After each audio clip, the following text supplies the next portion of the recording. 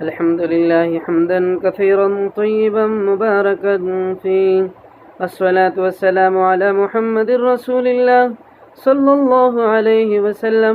قال تعالى في القرآن المجيد الفرقان الحميد: أعوذ بالله من الشيطان الرجيم. إن قارون كان من قوم موسى فبغى عليهم وآتيناه من الكنوز ما إن مفاتحه لتنوء بالعصبة أولي القوة. صدق اللہ العظیم. محترم معزز ساتھیوں، پیارے بھائیوں، رمضان المبارک کا یہ آخری عشرہ جو ہم پر سایہ فگن ہے، بڑے ہی افسوس کے ساتھ کہنا پڑ رہا ہے کہ آخری عشرے کے بھی بالکل کچھ ایام بچت رہ گئے ہیں. آخری عشرہ ہر اعتبار سے قابل قدر ہے، آخری عشرہ ہر اعتبار سے قابل احترام ہے، کیونکہ اس آخری عشرے میں اللہ نے لیلۃ القدر کو پوشیدہ رکھا ہے. اعتکاف والا مبارک عمل اس کے ساتھ وابستہ ہے. اور اسی طرح سے میرے معزز ساتھیوں، کسی آخری عشرے میں عام طور پر ہمارے اس علاقے میں لوگ زکوٰۃ کا ادا کرنے کا بھی معمول رکھے ہیں. اسی وجہ سے میں آپ کی خدمت میں زکوٰۃ کے تعلق سے کچھ اہم اور ضروری باتیں عرض کروں گا.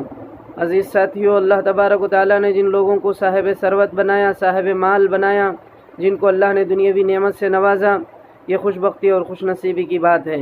اللہ کی ایک نعمت ہے دولت، اور یہ دولت جس کو حاصل ہو جائے، اللہ تبارک و تعالیٰ جائز طریقے سے، حلال طریقے سے کسی کو اللہ تبارک و تعالیٰ دنیاوی دولت سے نوازیں تو وہ اللہ کی دی ہوئی اس نعمت سے بہت ساری ضرورتیں اور بہت سارے تقاضے دینی و دنیاوی اپنے پورا کرتا ہے.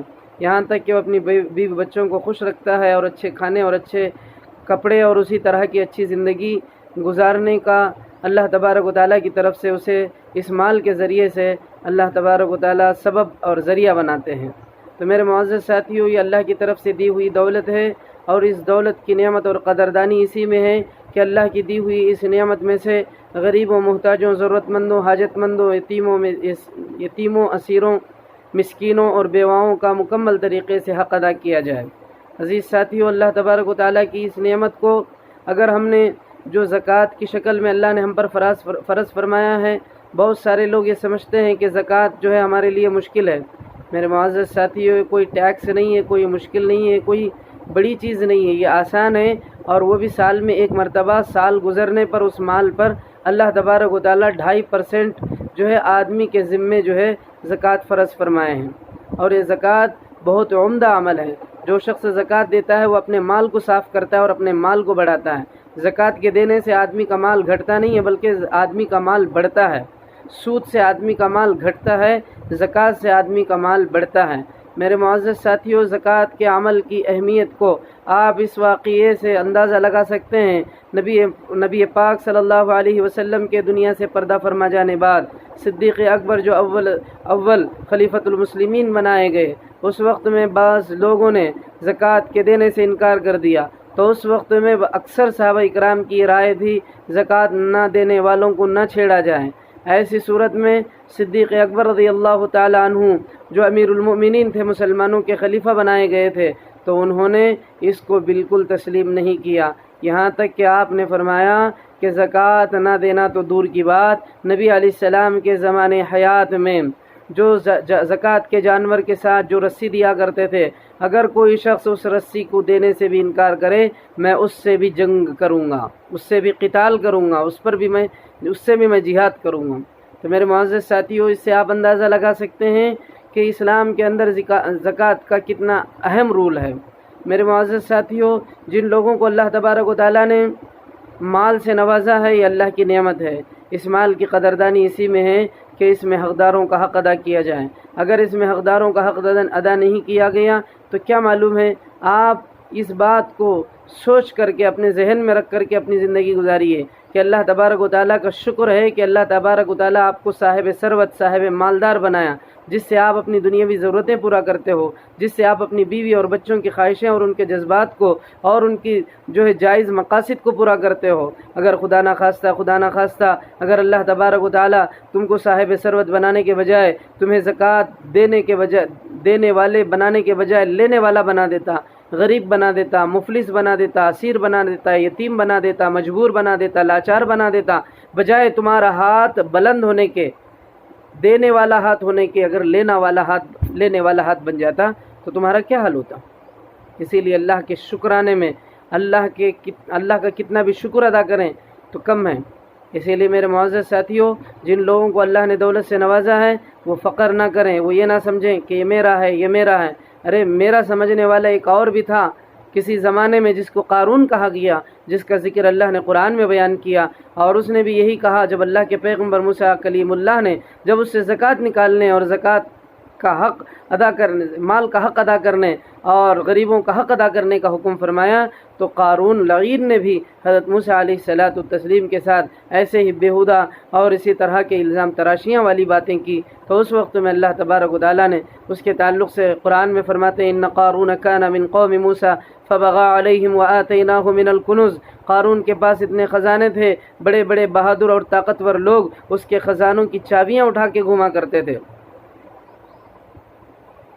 اس کے خزانے اتنے زیادہ تھے، مگر اس نے جب زکوٰۃ دینے کا حکم اللہ کے پیغمبر موسیٰ کلیم اللہ نے اسے کہا تو اس نے انکار کر دیا، باوجود سمجھانے کے، باوجود بتانے کے، باوجود بار بار نصیحت کرنے کے، پھر بھی وہ نصیحت پکڑنے کے لیے تیار نہیں ہوا، بجائے اللہ کے پیغمبر کی بات کو ماننے کے الٹا اللہ کے پیغمبر پر الزام لگایا۔ تو ایسی صورت میں اللہ کے پیغمبر جو ہے اللہ کے حوالے کر دیا، تو اللہ تبارک و تعالیٰ نے کیا کیا؟ قارون کو اللہ نے زمین میں دھسایا۔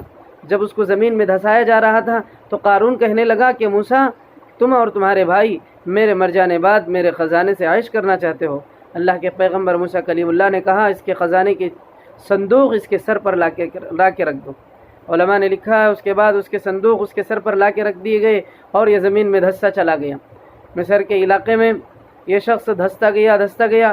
علماء کرام فرماتے ہیں، علماء کرام مفسرین فرماتے ہیں کہ قارون کو اللہ تبارک و تعالیٰ قیامت تک دھستے رہیں گے، قیامت تک۔ اور تعجب کی بات بھی دیکھیے، جس شہر میں قارون کو دھسایا گیا آج بھی پورے شہر کا گندا پانی اسی گڑھے میں جاتا ہے جس گڑھے میں قارون کو دھسایا گیا۔ تو یہ ہمارے بڑے فرماتے ہیں۔ تو میرے معزز ساتھیوں، یہ کتنی عبرت کی اور کتنی نصیحت کی بات ہے۔ اللہ تبارک و تعالیٰ خزانوں سے نوازا تھا مگر اس نے مال کا حق ادا نہیں کیا، اللہ نے اس کا انجام اس طرح فرمایا۔ اسی لیے میرے معزز ساتھیوں، زکوٰۃ اللہ نے مسلمان مالدار صاحب نصاب پر فرض فرمایا ہے، اور مسائل کے تعلق سے اگر زکوٰۃ کے آپ کو معلومات حاصل کرنی ہے تو اپنے علاقائی علماء کرام سے رابطہ کیجیے اور ان سے معلومات حاصل کیجیے۔ تو میرے معزز ساتھیوں، زکوٰۃ سال کے گزرنے پر اللہ تبارک و تعالیٰ ہر صاحب نصاب پر فرض فرمائے 7.5 تولے سونا یا 52.5 تولے چاندی، یا اسی طرح تجارت کا بڑھتا ہوا مال، اسی طرح جانور، پالتو جانور، اور اسی طرح کا اور پیسہ، بینک بیلنس جو آپ نے جمع کر کے رکھا ہے جس پر سال گزر گیا ہے، اس پر اللہ تبارک و تعالیٰ 2.5% زکوٰۃ فرض فرمائے ہیں، اور یہ غریبوں کا حق ہے۔ اللہ قرآن میں فرماتے ہیں یوم یحمى علیہا فی نار جہنم فتکوی بہا جباہم وجنوبہم وظہورہم ھذا ما کنزتم لانفسکم فذوقوا ما کنتم تکنزون۔ جو بندہ، جو شخص صاحب مال، صاحب ثروت ہونے کے باوجود بھی اپنے مال میں کا زکوٰۃ ادا نہ کرے، قیامت کے دن اللہ تبارک و تعالیٰ اس کے مال کو جہنم کی آگ میں تپا کر یعنی گرما کر اس کی پیشانی، اس کی پیٹھ اور اس کے جسم کو داغیں گے۔ فتکوی بہا جباہم وجنوبہم وظہورہم، اس کے چہرے پر، اس کی پیشانی پر، اس کی گردن پر جو ہے داغا جائے گا، اور کہا جائے گا ھذا ما کنزتم، یہی تیرا خزانہ ہے، چکھ اس کا مزہ، فذوقوا، اسے کہا جائے گا کہ مزہ چکھ۔ اور ایک روایت میں ہے نبی صلی اللہ علیہ وسلم فرماتے ہیں جس نے اپنے مال کا زکوٰۃ نہیں ادا کیا تو اس کے مال کو اللہ ایک ناگ کے شکل میں بنا کر جہنم میں اس کے گلے میں ڈال دیں گے، اور وہ اسے ڈھستا رہے گا۔ اسی لیے میرے معزز ساتھیوں، اللہ نے مال دے رکھا ہے تو یہ مال عائش کرنے کے لیے، انجوائے کرنے کے لیے، خواہش اور نفس پرستی کو پورا کرنے کے لیے نہیں، بلکہ اس میں جو حق ادا کرنے کا اللہ کی طرف سے حکم ہے وہ حق ادا کرنا ہماری ذمہ داری ہے، وہ ہمارا فرض ہے۔ تو اسی لیے میرے معزز ساتھیوں، آپ اپنے مال کا زکوٰۃ ادا کیجیے، ضرورت مند، حاجت مند، مسکینوں، مجبوروں، لاچاروں، یتیموں، بیواؤں، مسکینوں کا خیال کیجیے۔ کتنے ایسے لوگ ہیں جن کے گھروں میں کھانا نہیں ہے، جن کے گھروں میں زندگیاں اجیرن بن گئی ہیں، جن کے گھروں کا حال بدحال ہوا ہے، اللہ تبارک و تعالیٰ نے بجائے تم کو ان لوگوں کی جگہ میں رکھنے کے تم کو صاحب ثروت صاحب مال بنایا۔ اگر اللہ تبارک و تعالیٰ بجائے تمہیں دینے والے ہاتھوں کے لینے والے ہاتھ بناتا تو تمہارا کیا حال ہوتا؟ ذرا اندازہ لگائیے، ذرا سوچئے ایک مرتبہ۔ مگر اللہ کا شکر ہے، اللہ باری تعالیٰ اللہ عز اسمہ نے تمہیں بجائے زکوٰۃ لینے والوں میں بنانے کے زکوٰۃ دینے والوں میں بنایا۔ یہ تم خوش قسمت ہو، یہ خوش بختی ہے تمہاری۔ اندازہ لگائیے، وہ بندہ جب کسی سے زکوٰۃ لینے کے لیے جاتا ہے تو وہ بھی غیرت مند، حیادار، عزت دار ہوتا ہے، اس کے دل پر کیا گزرتا ہوگا؟ وہ خوشی خوشی نہیں لیتا کہ چلو آپ نے 500 دے دیا، آپ نے 1000 دے دیا زکوٰۃ کے، بہت اچھی بات ہے، خوش ہو گئے۔ ارے وہ بھی تو انسان ہے، اس کا بھی تو من کرتا ہوگا، اس کا بھی تو دل کرتا ہوگا کہ ارے اللہ نے مجھے دیا ہوتا تو میں بھی دیتا، اللہ مجھے بھی صاحب ثروت صاحب مال بنایا ہوتا تو میں بھی اپنے مال میں سے زکوٰۃ دیتا، صدقہ دیتا، فطرہ دیتا۔ مگر اللہ نے مجھے غریب بنایا، جس کی وجہ سے میں بجائے دینے والوں کے لینے والوں میں شمار ہو گیا۔ تو اسی لیے میرے معزز ساتھیوں، غریبوں، محتاجوں، حاجت مندوں کا خیال کیجیے۔ خصوصی طور پر میں آپ کو اس وقت میں ایک اپیل کرنا چاہتا ہوں، لاک ڈاؤن کے سبب سے مدارس اسلامیہ کے سفیر اور چندہ کرنے کے لیے آپ لوگوں کے یہاں تک نہیں پہنچ پائے۔ علاقائی مدرسے، آپ کے علاقوں میں جو مدرسے ہیں ان علاقائی مدرسوں کا بھرپور خیال کیجیے، کیونکہ مدرسے دین اسلام کا بہت بڑا اثاثہ ہیں۔ اس کے بغیر آپ کو دین کے دیگر اعمال کو زندہ رکھنا مشکل ہے۔ آپ بتائیے، اگر خدا نہ کرے اگر مدرسے نہ ہوں تو پھر حفاظ اور علماء کہاں سے پیدا ہوں گے؟ آپ کی نماز جنازہ کون پڑھائے گا؟ آپ کے بچوں کو نام کون رکھے گا؟ آپ کو شادی بیاہ پر نکاح کے خطبہ نکاح کون پڑھائے گا؟ آپ کو عیدین میں نماز کون پڑھائے گا؟ اور دیگر دینی مسائل آپ کو حل کرنا ہے۔ تو ایسی صورت میں اگر مدارس اسلامیہ نہ ہوں، اگر مدارس اسلامیہ میں پڑھنے والے بچے حافظ اور عالم بن کر کے باہر قوم و ملت کی خدمت کے لیے نہ ہیں، تو پھر آپ کے دینی تقاضوں کو کون پورا کرے گا؟ میرے معزز ساتھیوں، آپ کتنے بھی بڑے مالدار، کروڑ پتی، کتنے بھی کھرب پتی، ملینئر کیوں نہ ہوں، تو جب آپ کو یا مجھ کو یا کسی کو مرنا ہے تو مرنے کے بعد ہماری نماز جنازہ پڑھنی ہے۔ اگر ہمارے گھر میں بچہ پیدا ہوا، ہمارے گھر میں نکاح بیاہ ہونا ہے تو ان علماء کی، ان حفاظ کی، ان اہل اسلام کی ضرورت ہے۔ ان لوگوں کے بغیر ہمارے نکاح، ہمارے عیدین، ہمارے جمعہ، ہمارے خطبات اور دیگر دینی جو ذمہ داریاں ہیں وہ مشکل ہو جائیں گی۔ تو اسی لیے میرے معزز ساتھیوں، دین اسلام کا بڑا اثاثہ مدرسہ ہیں، اور مدرسے جو آپ کے اپنے اپنے علاقے میں ہیں وہ لاک ڈاؤن کی وجہ سے ان کے سفیر یا ذمہ داران آپ کے پاس نہیں آئے۔ آپ یہ نہیں سمجھنا کہ مدرسے والے مجھے فون نہیں کرے، مدرسے والے میرے پاس نہیں آئے، مدرسے والے مجھے پوچھے نہیں، جیسا کہ بہت سے لوگ یہ سوچتے ہیں۔ ارے بھیا، کیا معلوم ہے ان کی حالت کیا ہوگی؟ شاید ہو سکتا ہے تمہارا فون نمبر ان کے پاس نہ ہو، اور حالات ایسے ہیں ملک کے اندر، اس بھارت میں تو ملک کے اندر ایسا حال بنا دیا ہے، داڑھی اور جبے والے کسی دکان تو نہیں ہے، لاک ڈاؤن کی وجہ سے دکانیں بند ہیں، گھروں کے پاس جانے کے لیے تو بہت بڑا مسئلہ ہو گیا ہے۔ داڑھی اور جبے والے کسی کے پاس جانے سے بھی اب خطرا رہے ہیں، کیونکہ کرونا کے گویا یہی باپ بن گئے ہیں بیچارے، یہی پیدا کر دیا کرونا کو۔ چائنا میں نہیں پیدا ہوا، بلکہ یعنی کہ یہ داڑھی جبے والوں نے پیدا کر دیا، اور پیدا کر کے کرونا کو پورے بھارت میں چھوڑ دیا۔ اس طرح سے ہماری میڈیا نے اس کی تشہیر کر دی، اس کی تبلیغ کر دی، جس کی وجہ سے مدرسے والے بیچارے آپ کے گھروں کے پاس آنے سے بھی ہچکچا رہے، ڈر رہے کہ کہیں ایسا نہ ہو کہ کوئی بھی بلا ہمارے سر نہ آ جائے، کہیں ایسا نہ ہو کہ آپ لوگ منہ کے سامنے نہ بول دیں کہ آپ مت آئیے گھر کے پاس۔ اس طرح سے آپ یہ نہ سوچیں کہ کوئی میرے پاس نہیں آیا، کوئی پوچھا نہیں، کوئی فون نہیں کیا۔ ارے ہو سکتا ہے کوئی مجبوری ہوگی جس کی وجہ سے وہ آپ کے پاس تک نہیں آیا، آپ کو فون نہیں کیا۔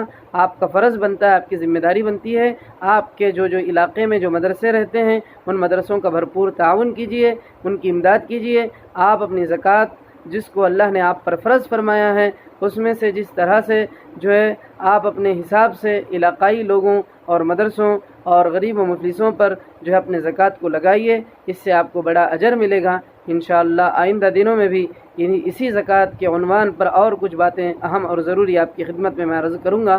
اللہ تبارک و تعالیٰ سے دعا ہے پروردگار ہمارے روزوں اور ہماری عبادتوں، ہمارے زکوٰۃ، صدقہ و فطرہ کو قبول فرما، اور ہمارے لیے رمضان کا یہ بابرکت مہینہ آئندہ دنوں میں، آئندہ سالوں میں بھی ہمیں سایہ فگن ہمیں عطا فرما، اور آئندہ جب بھی ہمیں رمضان عطا فرمائے مولا اس کے قدردان بنا۔ آمین۔ وآخر دعوانا ان الحمد للہ رب العالمین۔